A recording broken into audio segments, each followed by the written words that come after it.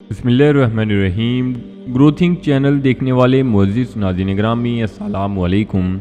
नाज़रीन ग्रामी, एक 15 साल लड़की जिसका निकाह एक 50 साल शख्स से हो गया, जो एक अधेड़ उम्र शख्स था, जिसके चेहरे से ही बुढ़ापे के आसार साफ नज़र आते थे, लेकिन उसने 15 साल लड़की से शादी कैसे की और शादी के बाद जो उस लड़की के साथ किया सुनकर आप भी चौंक जाएंगे। मेरा नाम मरियम है और हम रूस के शहर मास्को में रहते थे। मैं माँ बाप की अकेली बेटी थी। मेरा और कोई भी बहन भाई मौजूद न था, इसलिए मेरे वालिदैन मुझसे बहुत ज़्यादा मोहब्बत किया करते थे और मेरे बाप की ये ख्वाहिश थी कि मैं अपनी बेटी को पढ़ा लिखा कर डॉक्टर बनाऊंगा। मेरे वालिद पेशे के लिहाज से एक वकील थे, जो मास्को के जाने पहचाने काबिल वकील थे। वकालत करते हुए उन्हें 20 साल बीत चुके थे। अक्सर ऐसा होता था कि जब वालिद घर आते तो अपने ही किसी केस की वजह से बहुत ज़्यादा उलझे हुए होते और उनका मूड इसी वजह से बहुत ज़्यादा ख़राब रहता था, लेकिन कभी भी उन्होंने मुझे ऐसा महसूस ना होने दिया था। मुझसे हमेशा मोहब्बत और शफ़क़त से ही पेश आया करते थे। एक दिन मैं कॉलेज से वापस घर आई और खाना खाकर सो गई। इसी दौरान अबू भी घर आ गए और अम्मा को कहने लगे कि मेरे कुछ कपड़े बैग में डाल दो, मैं किसी केस की वजह से दूसरे शहर जा रहा हूँ।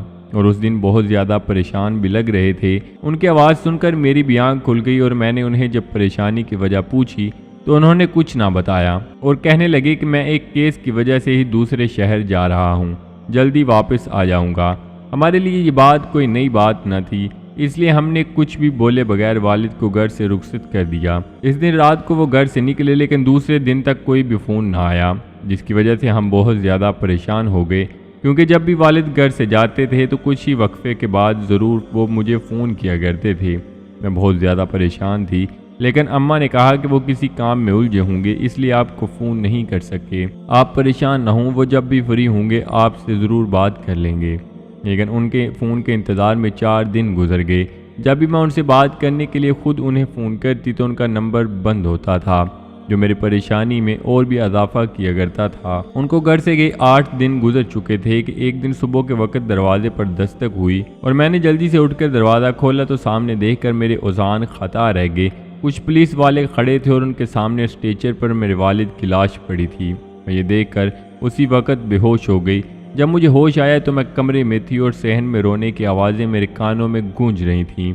मुझे इस बात का यकीन ना आ रहा था कि मेरे वालिद फौत हो गए हैं। मैं ये दुआएं कर रही थी कि ये बस एक ख्वाब हो और मेरी आँख खुल जाए। लेकिन जब मेरे वालिद का जनाजा उठा लिया गया तो मुझे यकीन हो गया कि घर से सारी खुशियाँ चली गई हैं, जो दोबारा वापस ना आएंगी।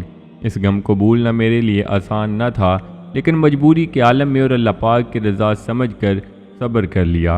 अभी वालिद को फौत हुए थोड़े ही दिन गुजरे थे। मेरे एक चाचू, जिनके वालिद के साथ हमेशा रंजिश रहती थी, वो हमारे घर आ गए और कहने लगे, भाई ने मेरे साथ वादा किया था कि वो अपनी बेटी की शादी मेरे बेटे से करवाएंगे, इसलिए अब आप जितनी जल्दी होता है शादी कर दें।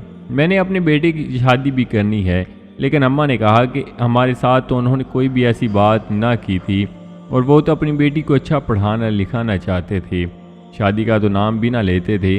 वो आपके अनपढ़ बेटे के साथ शादी की बात कैसे कर सकते हैं। जब उन्होंने ये बात सुनी तो अम्मा को डराना धमकाना शुरू कर दिया और कहा कि अगर आपने शादी ना की तो आपके साथ अच्छा ना होगा, आपकी बेटी को घर से उठा कर ले जाएंगे।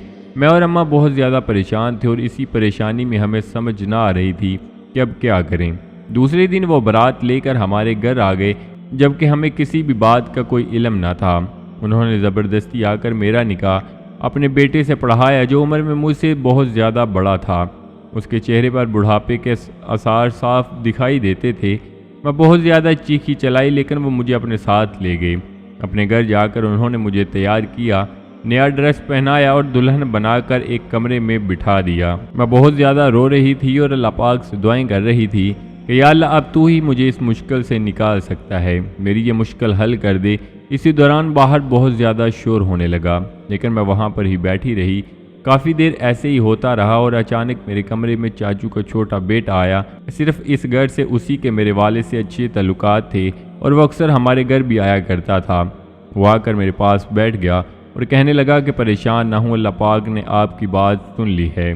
तो मैंने दबे लहजे में कहा कि क्या मतलब। उसने कहा कि जिस भाई के आपसे शादी हुई है वो नशे में धुत था और अचानक सीढ़ियों से गिर गया है। جس کی وجہ سے اس کے سر پر گہری چوٹ لگی ہے۔ سبھی گھر والے اسے لے کر ہسپتال چلے گئے ہیں اور کہنے لگا کہ کیا آپ کو پتہ ہے آپ سے شادی اس نے کیوں کی ہے؟ تو میں نے کچھ بھی نہ جانتے ہوئے نہ میں سر ہلایا تو اس نے مجھے بتایا کہ آپ کے والد نے اپنی ساری پراپرٹی کسی کو بتائے بغیر آپ کے نام کر دی ہوئی ہے اور اس کا پتہ صرف ان کو تھا اور انہوں نے ہی آپ کے والد کو قتل کیا ہے تاکہ آپ سے شادی کر سکیں اور ساری جائیداد آپ سے چھین سکیں۔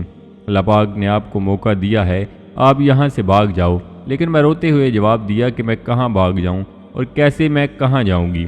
اس نے کہا کہ آپ یہاں سے گھر جاؤ اور اپنی ماں کو ساتھ لے کر فلاں شہر میں چلی جانا، وہاں میرا ایک گھر ہے، وہاں رہنا، میں آپ کچھ دن تک وہاں آ کر ملوں گا، کوئی بھی نہیں وہاں پہنچ سکے گا۔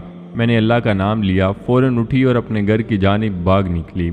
رات کے وقت ہی ماں کو ساتھ لیا اور اس کے بتائے ہوئے پتے کے مطابق پوری رات کا سفر کر کے اس کے گھر پہنچ گئی۔ کچھ دن کے بعد وہ وہاں آیا اور کہنے لگا کہ بھائی کا انتقال ہو گیا ہے اور وہ اپنے انجام کو پہنچ گیا ہے، اب آپ بے فکر رہیں، کوئی بھی آپ کو نہیں ڈھونڈے گا۔ کافی عرصہ وہاں پر ہی ہم اس کے گھر رہے، پھر اس نے ہی میری شادی ایک پڑھے لکھے اور بزنس مین لڑکے سے کروا دی اور میری ماں کو اپنے پاس رکھ لیا۔ آج میری شادی کو 12 سال بیت چکے ہیں۔ میں جب بھی اسے یاد کرتی ہوں تو دل سے اس کے لیے دعائیں کرتی ہوں۔ اس نے میری ماں کا ہر طرح سے خیال رکھا اور میری شادی بھی ایک ایسے لڑکے سے کروا دی جس نے کبھی بھی مجھے ماں باپ کی کمی محسوس نہ ہونے دی اور دنیا کی ہر خوشی مجھے دی۔ ناظرین گرامی، انسان زندگی میں بہت سی مشکلات میں الجھ جاتا ہے، لیکن اگر وہ اللہ پاک کی طرف رجوع کر لے اور اللہ پاک سے ہی مدد طلب کر لے تو اللہ پاک ضرور اس کے لیے کوئی ایسا وسیلہ پیدا فرما دیتے ہیں کہ انسان گمان بھی نہیں کر سکتا۔ اور یاد رہے کہ زندگی میں کبھی بھی کسی کے ساتھ غلط کرنے کی کوشش نہ کرنا، کیونکہ اللہ پاک کا مکافات عمل بہت مضبوط ہے۔ انسان کسی کو نقصان پہنچا کر جتنا بھی بچ لے، لیکن ایک دن وہ اس مکافات عمل کے گھیرے میں آ جاتا ہے اور اپنے انجام کو پہنچ جاتا ہے۔ اور جو انسان اللہ پاک کی مخلوق کو فائدہ پہنچانے کے لیے کوئی بھی کام کرتا ہے، بے شک وہ کتنا بھی چھوٹا عمل کیوں نہ ہو، اللہ پاک اس کے بدلے انسان کو بہت سی ایسی نعمتوں سے نوازتا ہے کہ انسان سوچ میں مبتلا ہو جاتا ہے۔ اس لیے ہمیشہ مخلوق خدا کے لیے آسانیاں پیدا کی جائیں، انشاءاللہ اللہ پاک آپ کے ہر مشکل کو آسان فرما دے گے۔ اللہ پاک سے دعا ہے کہ اللہ پاک ہم سب کو مخلوق خدا کی خدمت کرنے اور صراط مستقیم پر چل کر زندگی بسر کرنے کی توفیق عطا فرمائے، آمین۔ تو جی ناظرین، یہ تھی ہماری آج کی ویڈیو، امید کرتے ہیں آپ کو ضرور پسند آئی ہوگی۔ ویڈیو کو لائک کر کے دوستوں کے ساتھ شیئر کرنا مت بھولیے گا اور نئے آنے والے دوستوں سے گزارش ہے کہ چینل کو ضرور سبسکرائب کر لیں اور ساتھ لگے بیل آئیکن پر لازمی کلک کر دیں تاکہ مستقبل میں اپلوڈ ہونے والی ویڈیوز کا نوٹیفیکیشن آپ تک بر وقت پہنچتا رہے۔ تو جی ناظرین، ملتے ہیں ایک نئی ویڈیو کے ساتھ، اپنا بہت سارا خیال رکھیے گا، دعاؤں میں یاد رکھیے گا۔ اللہ نگہبان۔